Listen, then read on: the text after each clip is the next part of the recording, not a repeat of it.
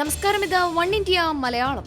16-കാരിയെ വൈദികൻ പീഡിപ്പിച്ച് ഗർഭിണിയാക്കിയതും തുടർന്ന് നടന്ന ഗൂഢാലോചനയും വാർത്തയാകുമ്പോൾ ഇതേ കോൺവെന്റിൽ വർഷങ്ങൾക്ക് മുൻപ് നേരിടേണ്ടി വന്ന ക്രൂരപീഡനത്തിന്റെ അനുഭവം വെളിപ്പെടുത്തുകയാണ് എലിസബത്ത് വട്ടക്കുന്നേൽ. ഫേസ്ബുക്കിലാണ് എലിസബത്ത് ക്രൂരമായ ശാരീരിക പീഡനത്തിന്റെ കഥ വിവരിക്കുന്നത്.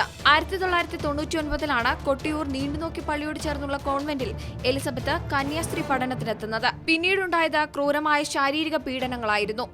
വിശന്നപ്പോൾ പള്ളിപ്പറമ്പിലുള്ള വാഴപ്പഴം കഴിച്ചതിനാണ് സിസ്റ്റർ ലിസിയുടെ നേതൃത്വത്തിൽ ക്രൂരമായി മർദ്ദിച്ചതെന്ന് എലിസബത്ത് പറയുന്നു. വീട്ടിൽ നിന്ന് കൊടുത്തുവിട്ട 10 രൂപ ബാഗിൽ കണ്ടതിന് കോൺവെന്റിലെ ഇരുട്ടുമുറിയിൽ കൊണ്ടുപോയി നഗ്നയാക്കി ദേഹം മുഴുവൻ എണ്ണ തേപ്പിച്ച് ചൂരൽ കൊണ്ട് ചോര തെറിക്കും വരെ അടിച്ചെന്നും എലിസബത്ത് പറയുന്നു.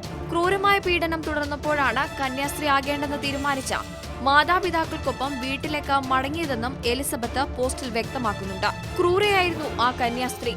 ഇങ്ങനെയാണ് എലിസബത്തിന്റെ പോസ്റ്റ് തുടങ്ങുന്നത്. ആരോടും ഇന്നുവരെ പറയാത്ത എന്നാൽ ഞാൻ അനുഭവിച്ച ആ സത്യങ്ങൾ സുഹൃത്തുക്കളിൽ ചിലരെങ്കിലും അറിയണമെന്ന് തോന്നി. സ്കൂളിൽ പോകാൻ ഒരുപാട് ദൂരം നടക്കണമായിരുന്നു. 5ാം ക്ലാസ്സിൽ പഠിക്കുമ്പോൾ കാല് കല്ലിൽ തട്ടി മുറിഞ്ഞ് അതൊരു വ്രണമായി മാറിയതോടെ നടക്കാൻ വളരെ പ്രയാസമായി. കത്തോലിക്ക സഭയുടെ പാരമ്പര്യത്തിൽ ജനിച്ചു വളർന്നതുകൊണ്ട് വികാരി അച്ഛന്റെ സഹായത്തോടെ ഒരു മഠത്തിൽ നിന്ന് പഠിക്കാൻ ഇടയായി. അവിടെ ചേരുന്നതുവരെ കന്യാസ്ത്രീയാകാൻ വലിയ താല്പര്യമായിരുന്നു.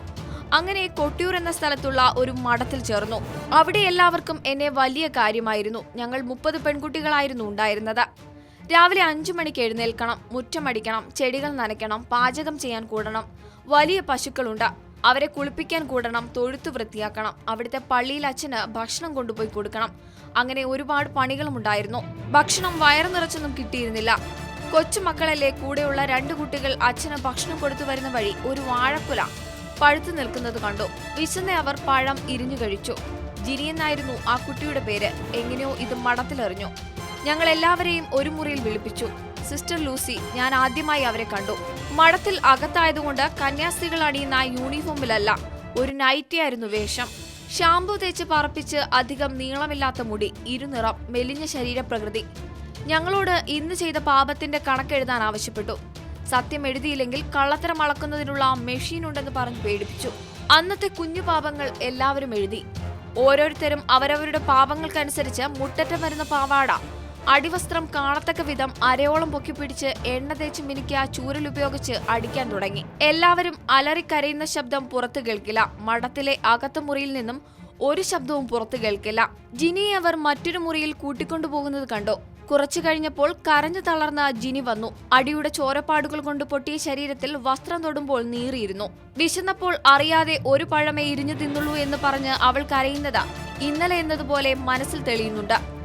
അന്ന് രാത്രി ഉറങ്ങാൻ കഴിഞ്ഞിട്ടില്ല. ഇങ്ങനെ പോകുന്നു എലിസബത്തിന്റെ പോസ്റ്റ്. ജനിക്ക് പിന്നാലെ തനിക്കുണ്ടായ അനുഭവവും എലിസബത്ത് വിവരിക്കുന്നുണ്ട്.